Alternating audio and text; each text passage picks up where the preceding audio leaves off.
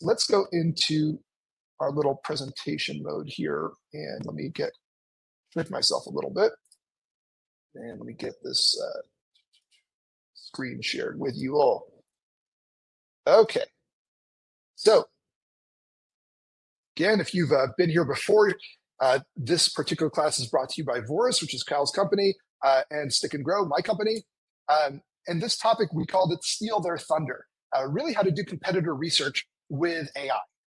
And it's taken what I used to do 20 years ago as a fresh-faced, young, ambitious person, and then it's mind-blowing how much easier, faster, and better you can do what I used to do. Really, it's incredible. It would have. I'm jealous of people who are 20 starting off in this type of atmosphere. We'll get into that in 1 second. If we have not met yet, though, my name's Dan. Nice to meet you. I've been a copywriter for it's longer than 18 years now. I have to update that at some point. Yuck. But I've worked with all kinds of companies, from very, very big to very, very small, and in all sorts of verticals. At one point, I was selling beer out of a monastery, for example. I've got some more stories if you'd like to hear them. And I've worked all over the world. It's been an interesting career so far.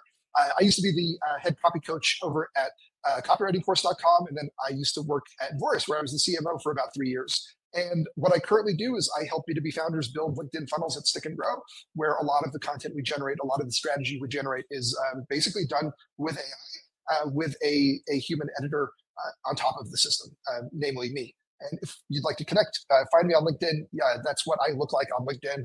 Again, you can always grab this link. It's linkedin.com/in/Dan McDermott if you have any future questions on any of these topics. Okay, so let's keep going here. I want to talk about why your competitors matter. A lot of this is going to be a little bit obvious, but when you look at in practice, do people actually act on this? And the answer is usually no. So these are the big questions that tend to hold us back. What should my pricing be? What content should we create? How can we convert visitors to subscribers and into buyers? What does our audience care about? How do they buy? What's the customer journey? These types of questions kind of cycle around marketing and sales teams endlessly, usually, and it feels like there's no good answer. But the truth is, they're already mostly answered by looking at what your competition is doing.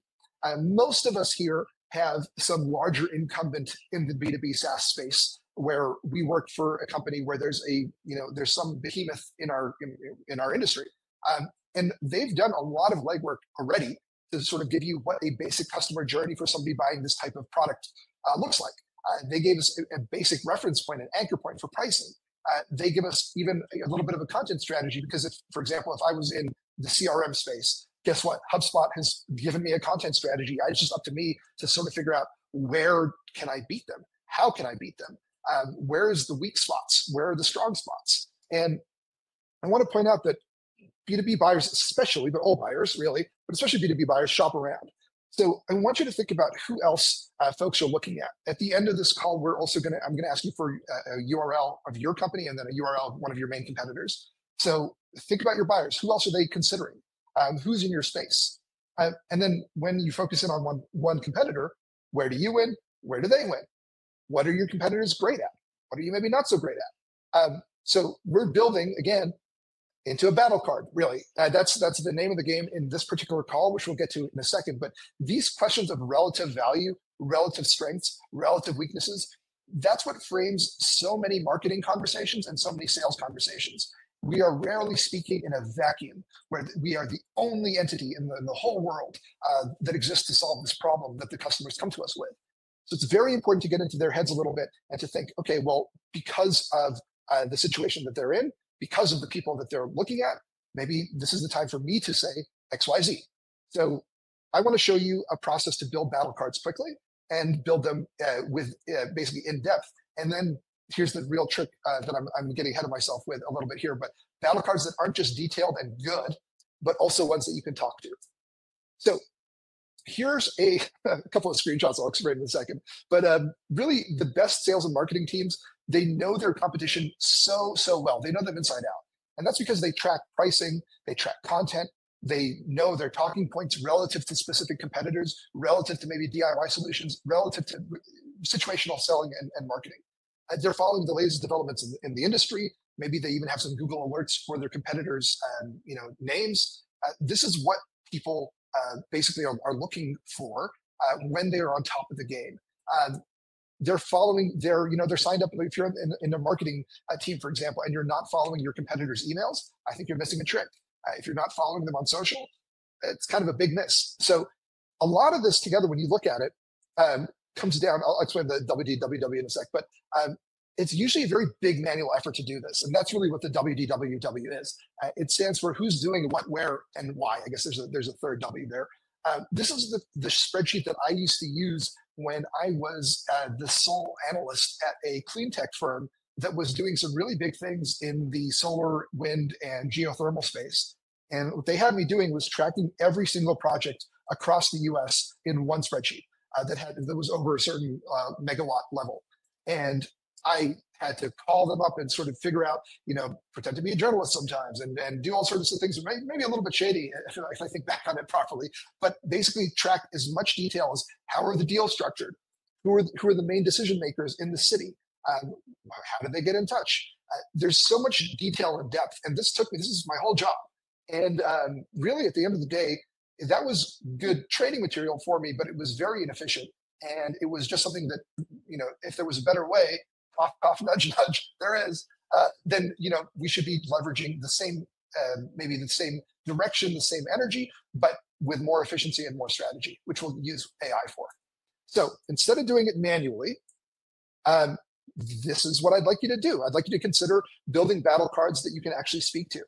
So these questions we talked about before, who else are they looking at? Where do you win? Where do they win? What are your competitors great at, right? These are questions that you should be able to answer in a battle card, but also be able to talk to it in chat. These are the ultimate context setters. So if we just talk about AI for a second and ChatGPT and whatnot, the really good conversations happen when you are able to give very good prompts and you're able to set very good context for the window that you're speaking into. I don't want to get technical with ChatGPT right now, but basically a battle card is the most efficient way that you can present information to an AI, and vice versa. If you create it with AI, it's also one of the most efficient ways you can present information to new employees, new team members, to people who are situationally selling and need a quick and speedy way to react to certain situations. They're very, very good context both for humans and for the AI that you're speaking to. So with that said, I'm ready to jump in and build some stuff out here. And again, let me just preface this real quick. We want to use it for training. We want to use it to support your sales reps, and then also for strategy and for some of the deeper sort of conversation material. So with that stuff, let's go into actually, you know what? I'm going to come back to the agent systems in a second. I want to show you guys an example first, and then I'm going to come into the agents. So here is our prompt, which I'll share with everybody shortly. But basically, you'll see that it's a pretty, actually, this is the example here.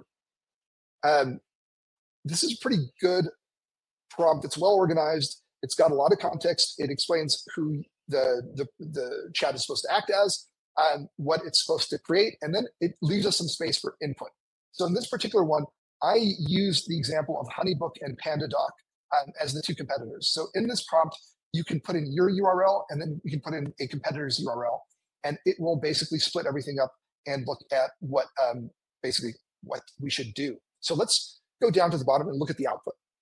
So first of all, if you're familiar with PandaDoc, it's one of those, it's like DocuSign, but on steroids. It's got all these features, and it's meant for companies to sort of trade contracts. That's what I use it for anyways. It's a little bit expensive. And I think and HoneyBook is sort of a product that's out there that I get bombarded with ads for, and I've never used, but I'm on the edge of trying out. So this is a little bit selfish for my own purposes here. I'm going to look at, well, A versus B. So I'm pretending to be HoneyBook here, and I want to have a really quick look at who are we selling against. So it summarizes PandaDoc very, very easily. And by the way, this looks at G2 reviews and PandaDoc's website. PandaDoc is a document workflow and e-signature platform aimed at revenue teams that need to create, send, track, and e-sign proposals, quotes, and contracts at scale. It touts 50K customers, 750,000 plus, 750 plus templates, and deep CRM integrations, right? To accelerate deal cycles and SMB to enterprise sales orgs. Now, in a table format, I want to basically be able to look at this very, very easily and think, where do we win? Where do they win? So ease of use. It looks like HoneyBook is rated a little bit better. On an ICP, clearly HoneyBook is aimed at smaller people, smaller companies, whereas PandaDoc is aimed at much bigger ones. Pricing is similar. It looks like basically a flat fee that falls in the middle of PandaDoc's range. Speed to value looks about equal. Customization looks like there's a little bit of difference there. And then integration, very similar. And then support and service, also very similar. So two similar companies with different ICPs. And then really, it's the ease of use that looks different. So let's keep going here. It's going to give us some proof points to talk through, right? To remember, and this is 100K businesses trust HoneyBook, right? 93% of members would recommend HoneyBook. That's a pretty good stat. And then the G2 scores are here.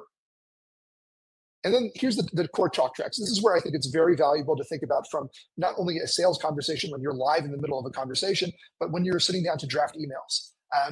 If I was to sit down and draft emails for HoneyBook versus PandaDoc, if I was selling directly in a campaign like that, and I was trying to steal some customers, what I might do is look at exactly this, the all-in-one versus this sort of Frankenstein system. Paying per business, not per seat. I think the smaller you go as a business, the more important this becomes. And then the fact that it's specifically built for independence. Again, I'm the type of customer that will probably move away from PandaDoc because it's just too much stuff that doesn't really make sense for too much money. But HoneyBook seems like it's good for me.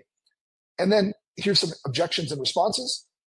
So PandaDoc has a deeper CPQ, and then it acts as HoneyBook here to say, well, okay, true, but here's a response. They integrate with Salesforce. Okay, but we, as you're not on enterprise CRMs, the QuickBooks and Zapier stack connects faster with less admin lifts. That's very helpful. And then their starter plan is cheaper. But when you look at it, it's really not, which is the case often with many SaaS companies. So this is really good. And I think that looking at total cost really is kind of the angle that I might draft an email series around. Landmine questions are questions that we use to sort of frame a conversation and lead the conversation the way that we want. So these are the directions that you can push clients towards, prospects towards as you're speaking. And then landmines to avoid, it guides you here again. So maybe some territory not to go into. And the rest of this here is basically just the last two sections are taglines for messaging. Again, these are good potentially to think about website copy, maybe to think about in some emails, some slick social posts, something like that. And then a little close with confidence reminder of how to really frame things and tie the loop back together. So the reason that I bring this up as an example that I want to show you first is just this by itself is going to be helpful for a new team member to understand very quickly relative to the big player in the space, how we should act. Relative to the big player in the space, where should I lean into? What kind of conversations can I expect? When I have this in front of me as a new team member, I would absolutely be able to ask more intelligent questions. I might be able to direct my own research a little bit. And I think overall, Battlecards keep coming up for me as this really, really valuable tool that really operate for both sales and marketers slightly differently, of course, but there are things that most companies have a sort of a crappy template around. And I'd like you to think about going a little bit deeper. So this version by itself is a solid version. And I will show the prompt that produces this with you. But if you're doing this in chat, I want to encourage you to do one more thing. So far, I like this battle card. I was happy with it. If I wanted to have edits or re-guide it, I might go back and say, no, I want you to redo this. But for the most part, I liked it. So I said, okay, this is accurate. Now, what is one content angle that I can use to outperform PandaDoc? Remember, I'm pretending to be HoneyBook. For example, this might involve better lead magnets, smarter social strategy, or something else entirely. Give me 10 creative out-of-the-box ideas that will allow us to beat PandaDoc in specific, tangible ways. And this, my friends, is where it really shines. This is where you're able to come up with really good ideas where you can kind of go back and forth and collaborate a little bit with the AI to produce really, really good stuff. Let me zoom in a little bit here because I think this is important and I would love to. So hopefully you can see this okay. It suggests a calculator. It suggests a 7-day proposal, makeover sprint, which I think these types of very focused email courses essentially are very, very powerful. I like this a lot. This is something, number one, building a calculator is a little bit of a pain in the neck for me because I'm not very technical, but the email system, easy win. And see if I can just kind of produce this here. Okay, yeah, so let me see, the client flow scorecard quiz. Again, this might be good, but building the quiz might be a little bit technical for me. the TikTok series might be very good. And this is where, again, something stands out to me. This is why I like generating ideas en masse once it has very good context in hand. Now, it points out that PandaDoc is nearly absent on most social media, but especially on TikTok and Instagram. So if you're able to come up with good content, you're already maybe creating content for LinkedIn, maybe you can repurpose these things into 30-second reels that are very, very direct and crunchy about how to create good invoices, or how to send out emails inviting people to sign. Little things like that. If PandaDoc is not doing them at all, that represents an easy win for a company like Honeybook to come in and immediately do and score a big win on a marketing front and possibly also on a sales front. So that one stands out in a big way. Very easy lift, very low lift, and very, very quick to turn this around and see results with. A proposal template marketplace collab. So again, could we find partners? Could we build a vault that PandaDoc doesn't have because they don't? And then a couple other ideas here. So basically, the main point I'm trying to make here is that these are pretty much across the board very good ideas. Are they all executable for me by myself? No. But if I had a team with me and I was really doing something, around maybe calculators or more technical things on the website, we could rack up the wins in the space of a week. Yeah, you could have so much good stuff come out of this. Not just blog posts, not just LinkedIn posts, not just, it's really across the board. So that's how I think about this stuff, and we can go deeper and deeper and continue to talk to it. And we might even say this, like, why not? You generated all these. All these look pretty good. What are your top 3 favorites? Explain your reasoning. And one thing I want to note is I'm using O3 for this, which is the most advanced model of ChatGPT. It's very good for reasoning and for, it's a little bit slower on the writing. It recommends 4.5 and 4.0 for the writing, but I kind of like O3 for its thinking. It's very, very powerful. So it's C text calculator, 7-day proposal sprint, and then proposal makeover sprint, and then a per project ROI badge. I think that's a really good idea too. This is something that one of my developer friends would easily build up, I think, very, very nicely. So again, all 3 of these are very doable, really. And if nothing else, the writer on the team, hey, I could do number 2 really in a day. So this is the kind of big wins that I want to surface by creating these battle cards that you can think through, talk to, and interact with a little bit. So that's the example I wanted to run through that I've just done here solo. But I want to also point out how things work a little bit. So if you came to my last session, which was a couple of weeks ago, I talked about buyer personas. And I want to point out that I think that buyer personas, if you build them the right way, and battle cards can interact very, very well. And I'm sure if you followed AI at all, you've seen these very complicated flowcharts with these crazy, arrows everywhere and boxes everywhere, and a bunch of, I don't know what else to call them, but AI agent bros being like, oh, wow, this is the most amazing thing. Look at my 36 bot system. And I don't think we need that. Okay, so I don't think if you feel overwhelmed, you should not, because we should be building simple systems that create high value outputs automatically and that interact well with each other. So real quick here, and then we'll move to the Q&A. The buyer persona session that I covered, which I'll also share the prompts for those, we basically created these outputs. We created the buyer persona, but then we also created a role player, an objections generator, something to test messaging, and then a 30,000-foot strategy based on the buyer persona. For competitor research, what we went through today, and the prompt I'm sharing with you, is to create the battle cards, but it can also surface the content gaps. It can also create a character that will, I can show you how to do that if you have questions in the Q&A, but that can be very critical and push back on things. And then a spy tracker, which basically follows the other company around and says, okay, well, here's a report every Monday, letting you know that their pricing has changed, letting you know that they published 2 blog posts last week, letting you know, and as a marketer, this is gold. This is the kind of stuff that if automatically you can get a report that you can cover in 2 to 5 minutes every week, I mean, that's pretty good. So there's ways to build all this stuff. Now, with that said, we keep going here. And let me share the prompts with you all, and then I want to share the actual link to the survey and get into the Q&A. So here's the prompts. The actual the competitor battle card is in the table. It's the last row of the table here, and you should get this over here. And you'll see that basically you have buyer persona stuff on the top. And then I might have to reorganize this a little bit, but basically this is what we just covered today. So the competitor battle card prompt, you just open that up and you'll have the prompt ready to go. So with that said, I'd like to see if you would like to actually walk through some examples live together. I want to get into that really as quickly as possible. So but before we do, here's the form that I mentioned. Please, please, please fill this out. I cannot stress how important this is I can't stress enough how important this is to get back from you. So please fill that out. Take a second, and then please also drop in your actual URL so that I can grab that, and then we can walk through you versus a competitor and go through a couple of examples. And I just see a couple of comments come through here. Lydia, yes, absolutely. We can share that, and then cool. Lauren, I see Lexi Consulting come up. So let's jump into this here. And let me get into the Q&A. Oh, and then here, by the way, in case you don't know this yet, Voris.com/events is where you can sign up for all future events with Voris, including these live classes. So with the Q&A, I want to go through this, and we do this now. I have a couple of people in chat, and then we'll get to the actual examples.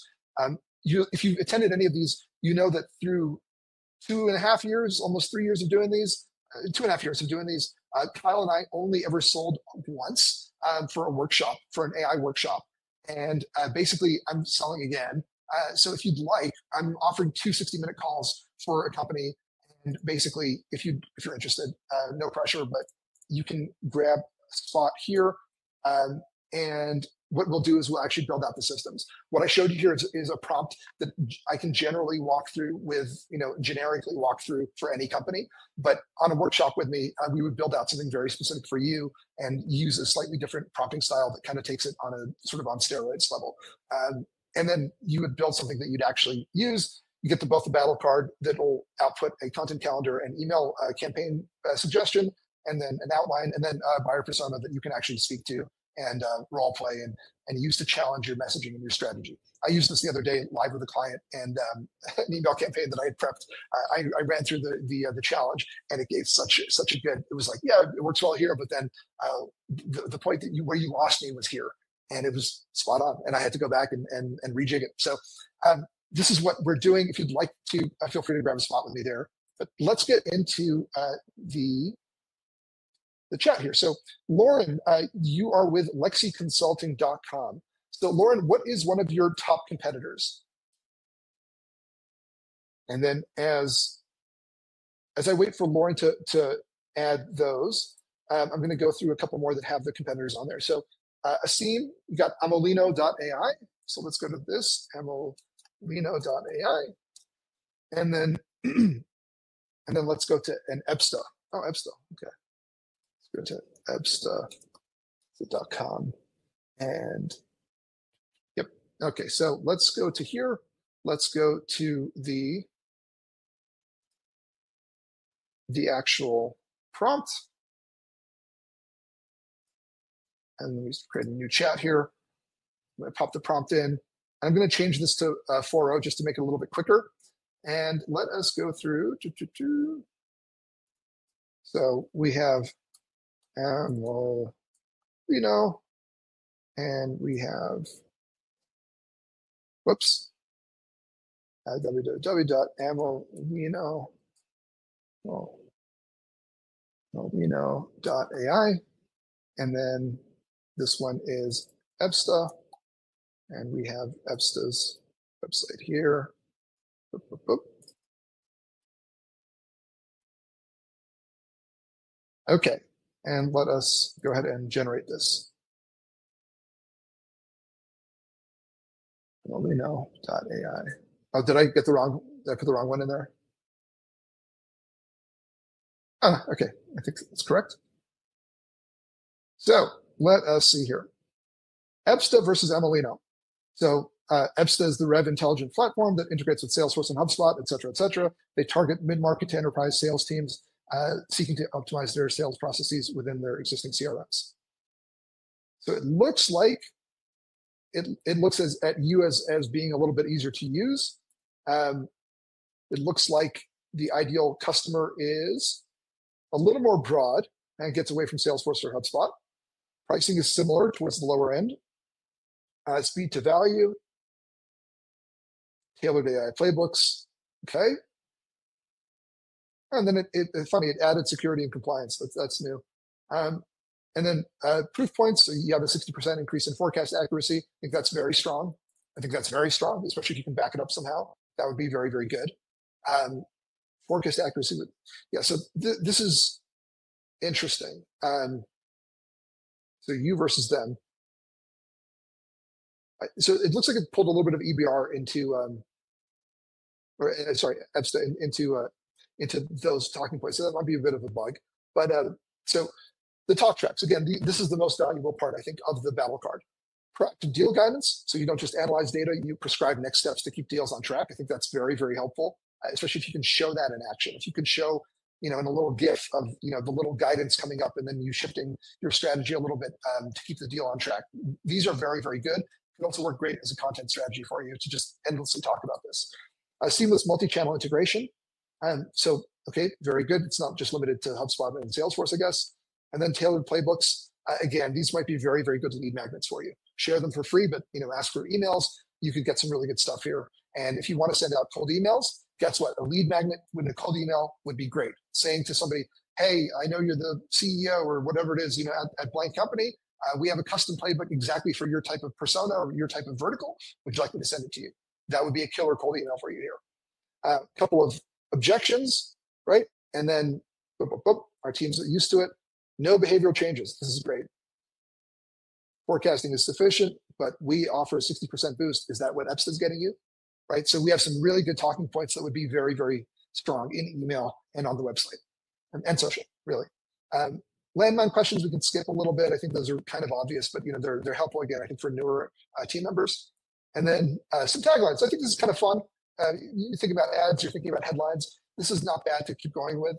And then, the close with confidence is again, really just to wrap it up. But I think this is really good. I'm happy with this here. And I think for Emilino, I would lean very hard into the playbooks and then into the data that you can probably prove.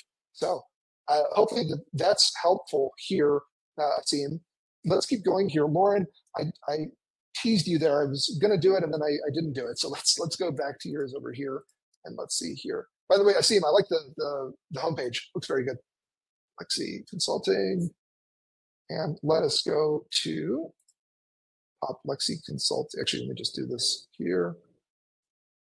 And folks, if this is helpful, can you just let me know in chat? Because I know it's a little bit, I don't know. I find it a bit awkward to have to watch somebody going through ChatGPT, but I also think it's useful to see the process in action and that it's not sort of, it's not a crazy complex system to use. It's actually pretty easy, I would argue. So we are Lexi Consulting, and then our website is lexiconsulting.com, and then our competitor is McKinsey. Oh, okay.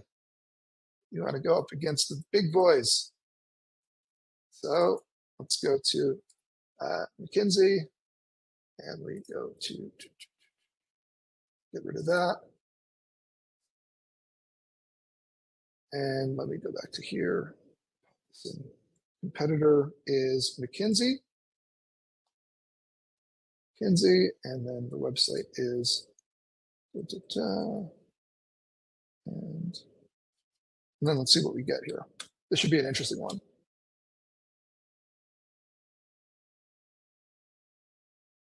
Cool.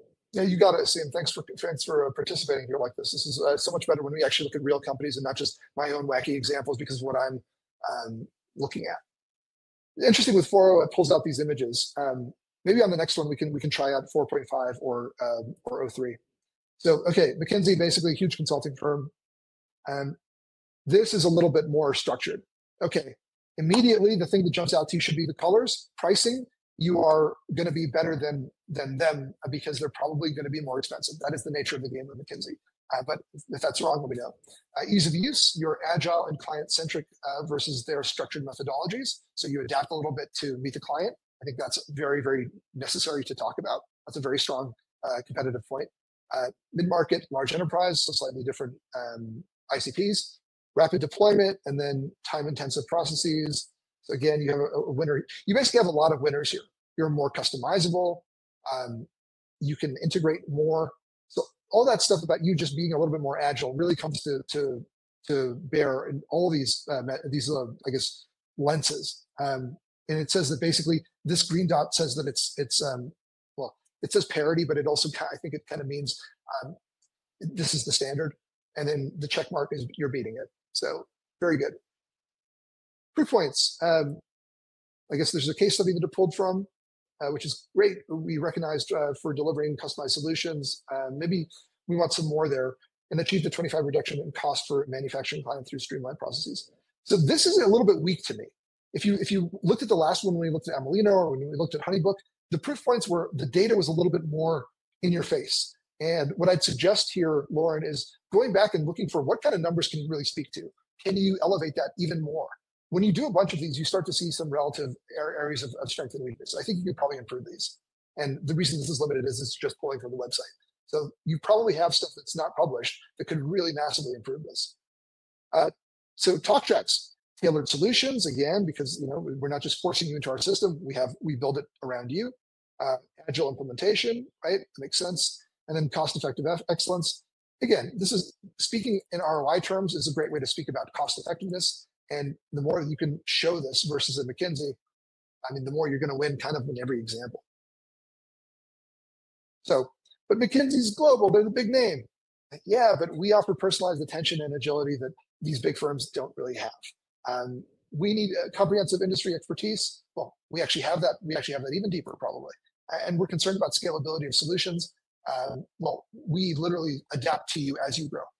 Others don't. They give you one thing and they expect you to fulfill into their framework, and then if you don't, game over. So I think these are strong points. Landmines and positioning, I'm going to avoid slightly here, but I mean, some of it's obvious, but I would really suggest that for a new salesperson, a new marketer, these are really important to have. So obviously, don't say this, but you should have this in writing somewhere. This really puts a lot of structure around what you create content-wise and what you do. So let's go here. Yeah, these are okay. I think you could always take these and make them even better. But let's say here, because I always want to have one follow-up. So last time we asked about a content angle. Here, let's say, what's one element that we're not using enough of on our website? What's one competitive advantage that we have over McKinsey that we ought to turn into a dedicated landing page or other powerful asset? Again, I want you to think about getting outside of the box here, not always asking the same thing and say, okay, well, what email should I write? What blog post should I create? Instead, really try to come up and say, this is a okay, I was right. Hey, look at that. Proof of results. Metrics, basically.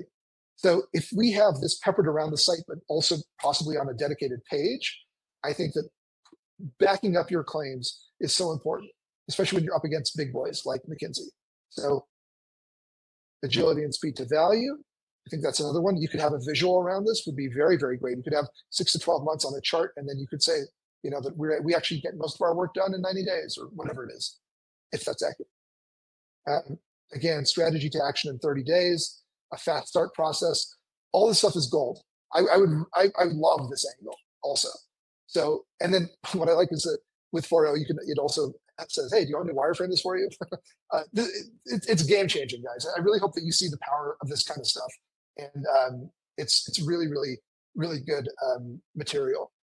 Ian, I just saw your question. If you message me on LinkedIn, I'll share it with you. It's hard to get that quantity of text into the chat window. I can try, but I don't think it's going to work. Let me just go back to this one over here. So this is the kind of ways that I would be thinking of how to create this type of content. And let's try this. And obviously replace the word PandaDoc here, Ian. Okay. Yeah, it came through. So let's keep going with a couple of examples here, Lauren. Hopefully that was helpful. Let me see here. Shari left, unfortunately. Jason, let's check this out here.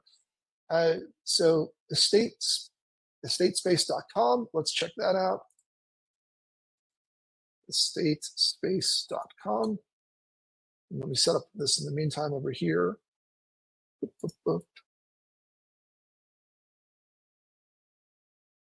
Let's see here. Okay.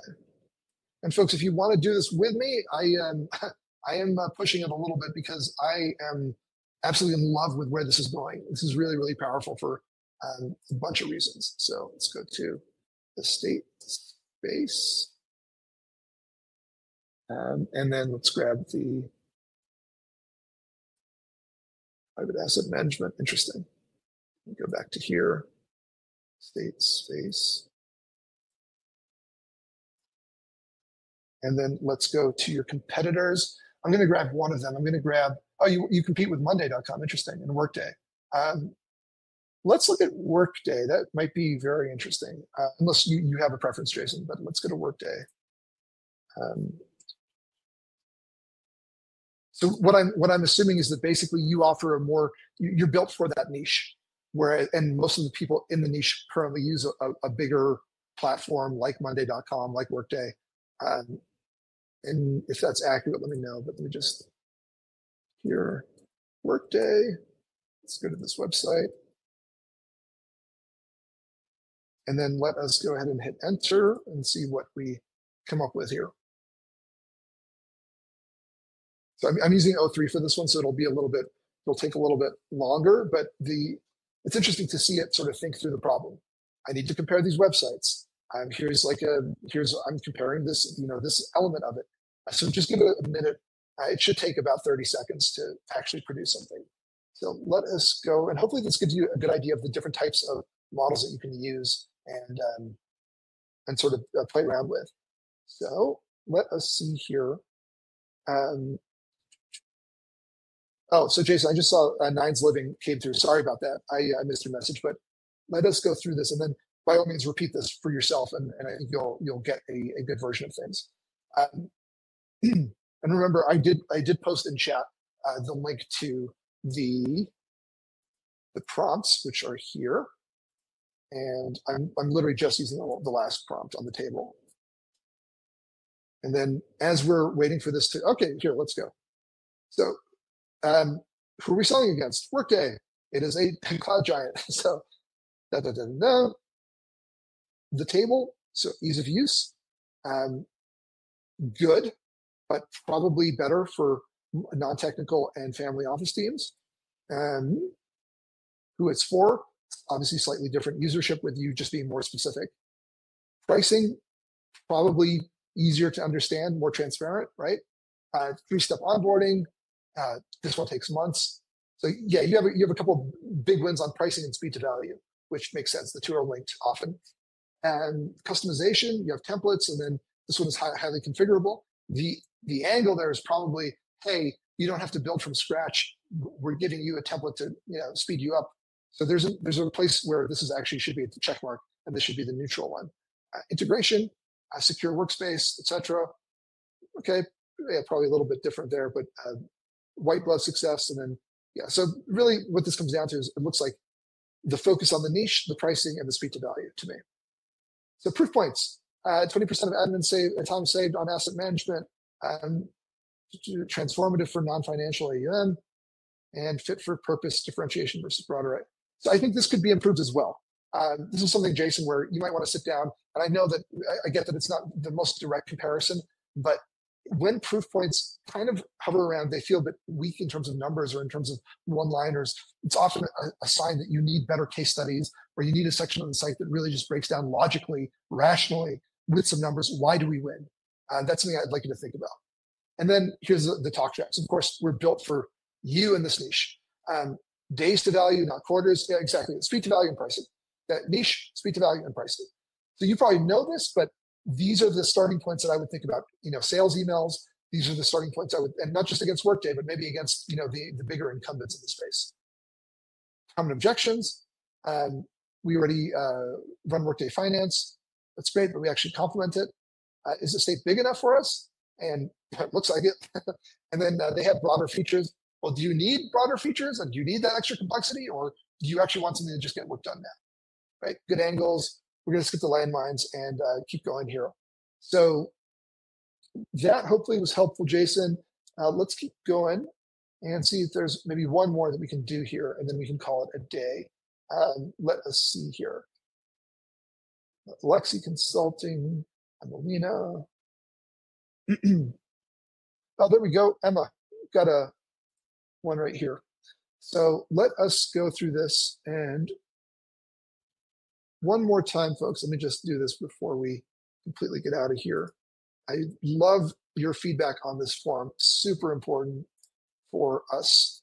And one more time as well, if you'd like to talk directly here, this is a paid workshop, but it's one where I'm trialing something out. So it's $500, and if it is useful for you, we'll really kind of we can build out a year of content in a calendar, and the right email outline strategy, and then basically have everything ready to go. The outcome of this is transformative. So let us go back to here, and then let me go to your website over here. Let me set this up first and grab the prompt. And then let me go back to another chat. This one, let's change it up and let's do 4.5. Let's get to here, and then let us go through Emma's incident IQ. Let's start there. Incidentic.com, is it? And .com. And let us go to Operations Hero. Let's grab this, pop this in here, and let's get this IQ. And then our competitor here is going to be Operations Hero. And let's pop this into here, operationshero.com. That's correct, yes, okay. Power your campus, interesting. Should have opened the site side by side so I could have looked at them. I like your design a little bit better. So anyway, let's go back. We can not get sidetracked here, Dan. And let's go to Operations Hero, and let us see what 4.5 comes out with. And this is where, if I could offer like a suggestion here, if you build out multiple personas, if you build out multiple battle cards, if you have a bunch of these sort of saved in one place in Notion, you can always grab these and have two of them talk to each other. That's the other really cool idea here, is that you don't just have to be the one talking back and forth. You can have them role play with each other. So let's keep going here. Operations Hero is a facilities and operations management platform tailored for educational institutions. It offers solutions like workload management, inventory tracking, event scheduling, etc. And the platform emphasizes mobile accessibility and aims to streamline routine tasks for school operations teams. Very cool. So, looks like pretty similar. It says this is a little more intuitive, but I'm not sure if that's a real needle mover. K through 12 departments, looks very similar here. Tiered pricing. So it looks like more transparency on your side. Speed to the value, both look pretty quick. Both look pretty customizable. Both look pretty robust integrations-wise, but maybe you have an edge. And then support and service. Yeah, I mean, maybe they have the edge a little bit. Let's keep going here. So proof points. 30% reduction in IT ticket resolution time. You get a Gartner recognition. Then time to value under 30 days. So anytime I see a time to value thing like this, I imagine a visual, because if you build a good one for the website, you can reuse it in your email, you can reuse it in your social, and you can show how quick that basically people will see results from what you're doing. Then the core talk tracks, my favorite part. Integrated IT and asset management. So we combine help desk, asset tracking, and ticketing into one platform, eliminating the need for multiple systems. Very, very good. Designed for education. So again, we're built for your niche, and we're scalable and configurable, whether you're a single school or a large district. So these don't really speak to me completely against Operations Hero. Maybe Operations Hero is a little bit more broad, but I think I would want to dive into this a little bit more, and I'll show you in my response here what I do. And Operations Hero is more focused on facilities. I don't know the difference between facilities and non-facilities, but let's say that we already use Operations Hero for events. Okay, but we also work. Operations Hero is more cost-effective, and then Incident IQ's comprehensive features reduce the need for multiple tools, offering better ROI. So overall, better ROI. Very good visual also here that you could promote. So let's go to here. Because you have a competitor here who looks very, very similar and does not have things that are necessarily screaming at me, that is an easy win for you in emails or in some of your messaging like I did with the other companies. Let's do this as a response here. Let's say, okay, this is accurate, but there's a lot of overlap between companies and the value respective value they offer. I want you to revisit the talk tracks section and come up with more powerful and compelling arguments to support IQ over what is it, Operations Hero. And let's see if that is enough context for it. If I was really going carefully, I would have copy pasted the talk tracks in and said, one by one, what I didn't like. Okay, so here, why we win. So unified visibility across IT and facilities. So this is better. So we're bridging a specific gap. I think that's very important. You probably know this already, Emma, but I think that's one that immediately stands out to me is, okay, you can literally visually show this and you can probably speak to it in a cold email. Education-specific workflows. Okay, so that clears that up. So it's niche-specific. Operations Heroes for operations in general, maybe, and some facilities and events, whereas you guys are built for the industry. Again, another strong talking point. And then robust analytics for strategic decision-making. We give you district-wide analytics that extend beyond basic reporting. This is also really, really helpful. Like assuming you're targeting a superintendent or something like that, maybe this is the right kind of thing to lead with in a cold email and to say, look, we're built for the education industry, but we also, what that means from a data perspective is this: we can do this. Other companies can't do it. So it's not just, hey, we're dedicated to your niche, but hey, we're dedicated to your niche, and that means we can go a level further with everything else that we do with our reporting with you. So hopefully that's a good starting point for you here. Let me pause here. I'm going to wrap up, but any more questions from anybody? I want to see in chat. Hopefully this was helpful. I want to see if you can come up with, yeah, Emma, this is exactly the kind of thing for a full website overhaul. Go through if you want, message me on LinkedIn. I'll send you the recording of the buyer persona class, because that was a good one for a website overhaul as well. But these are the ways that you can, let me come back to this over here. You can start to see what you're building and then where it makes sense to take the output from one, put it into another, combine the prompts, build a bunch of these. But I would start to try to connect the dots between them and then really create a weekly system for yourself, create a monthly system for yourself. What are you doing? Why are you doing it? How's it working? What connects to what? But the more you can make this repeatable, the more powerful that you can be. And frankly, I think that we're going in a direction in this world where huge departments of 20, 50 people are going to be replaced by smaller departments of a handful of people who really know how to use these tools. I don't necessarily purport that that's a good thing or a bad thing. There's obviously two sides to that, but that's where the industry is going. So if you want to learn how to do this, get on board. I really think it's important for everybody in our space here, whether you're sales, marketing, or a leader. Okay, with that said, I hope that this is helpful. And yeah, this is great. Oh, Carlos, before I go, let me add in that last prompt. So what I'll do here, guys, if you want, because I added a lot of prompts and there's a lot of sort of customization I did across the board, I'll pop this one into here, Carlos, but I think it's a little bit lost without the context.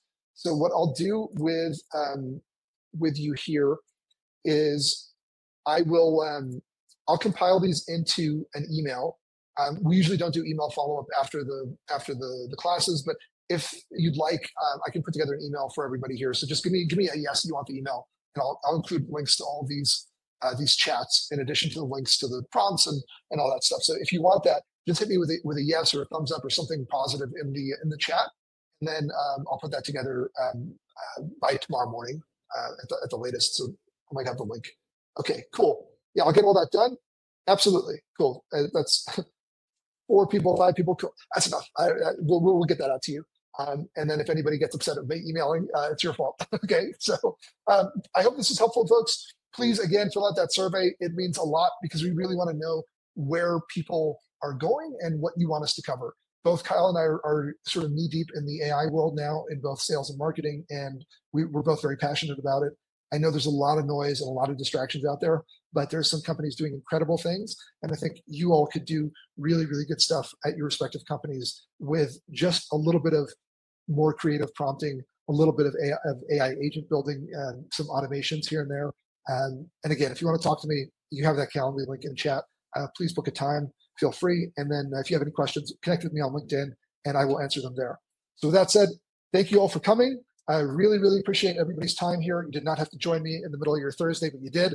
I appreciate it. And I will speak to you all soon. Next week, you'll welcome back Kyle's beaming face as he talks to you about more of the sales stuff. Take care, everybody. See you later. Bye-bye.